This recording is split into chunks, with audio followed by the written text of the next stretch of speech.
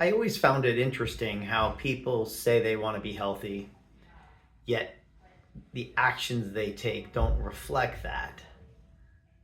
And then they have a health scare, maybe a heart attack that thankfully they survive. And within 3 or 4 months, you see their whole life totally different. They've dropped 30 or 40 pounds. They look healthier. They're acting healthier. They do a lot of things differently than they did before. So, what I have found and what's interesting, and I actually had a conversation with somebody yesterday about it because he was one of those people that wants to change his life but isn't taking the action. And really all that I found is that it's priorities. So it's so easy before the health scare to say my health's important to me, but then the actions I take don't reflect that. So then is it really important? Well, I'm sure it's important, but is it more important than not taking the time to exercise or not taking the time to be aware of what you're eating or not to totally cut out certain things from your life because there's no motivation to do that? Again, we say we want to be healthy, but our actions just doesn't always match that. So where's that come from? How's that happening? Again, it's the priority. We have a health scare. All of a sudden, it puts into reality that that health scare could have gone the other way and it could have been the end of our life. So then we start thinking, well, could that health scare have been preventable if I had just made some of those decisions that I know I need to make, but chose not to? So now this is real to me. It's right in front of me. And it scared me, for a lot of people, it's scary. So then it does become higher on that priority list. So the things we already know, we now decide to take action on. And then the action taking becomes its own motivation because when we drop the weight or we can climb the stairs and feel real good and not be breathing heavy and we can lift our grandchild or mow the yard or whatever this thing is that we used to not be able to do but ignored to now be able to do simply because of shifts in first thinking but then also shifts in action.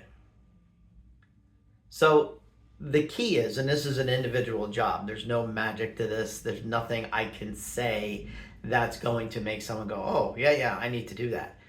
The key is, how does somebody make that shift without having to experience the potentially life-ending or life-threatening situation? Because no one wants to have that heart attack that we thankfully survived. No one wants to have that in order to make those changes. Okay? It's kind of like a lot of people look at their phone when they're driving, and for most of them, thankfully, nothing bad happens, but it's a huge distraction. But then all of a sudden, one day, you're looking at your phone and something almost happens. You have to slam on the brakes, or someone's honking at you, or God forbid you do hit somebody. And then again, then that becomes the reality and you decide to never do that again. Well, how can we do that with our health without having to have the scare? And what I have found, at least for me personally, is it's more about, why do I want to be healthy? And it needs to be a real reason. It can't just be, well, because I want to be healthy. I don't want to be sick. Well, that's great. Why do you want to be healthy? When you're healthy, or because you're healthy, you get to do A, B, and C. And are those A, B, and C things that important that they become your motivation to take the actions that other people aren't taking so you can get yourself healthy before and without a tragic or almost tragic situation happening?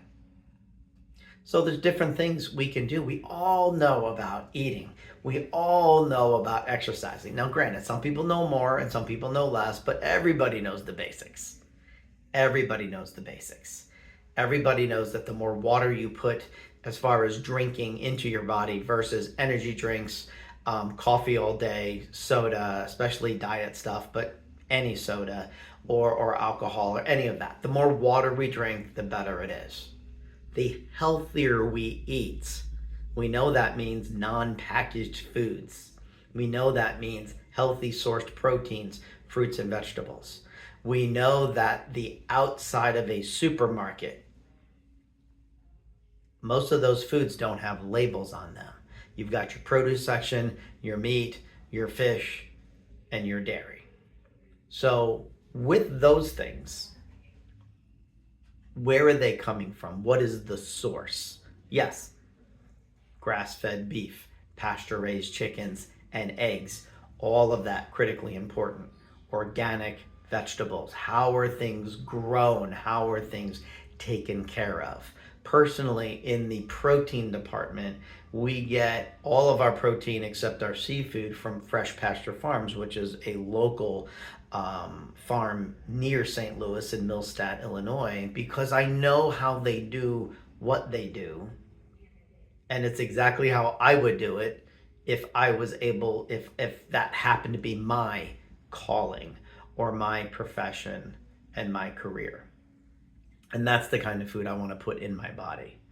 So we all know the basics of that. Like I said, there's more to learn and intricate things, but the basics. The basics are, what are you putting in your body? Food, drink. What are you doing with your body movement-wise? Are you getting enough sleep? The basics. The key is the motivation to how good do I want to be with that? So it's totally up to you. No one knows you better than you know you. So a couple of suggestions and you can figure out the ones that fit best. Some people like intermittent fasting and I'm fine with that. I don't have a problem with that. Some people will skip one meal a day. People will skip 2 meals a day and just eat 1 meal per day and kind of have a 20 to 24 hour fast and then eat again for a period of 1 to 4 hours. As long as your health can handle that, there's nothing wrong with that. Now, some people that doesn't work for them, and that's totally okay. Other people eat just basic healthy things, like I mentioned, healthy protein, fruits and vegetables, every meal of their day, whether they have 1 meal, 2 meals, or 3 meals. And that's great. Other people have the discipline to where they do that 6 days a week.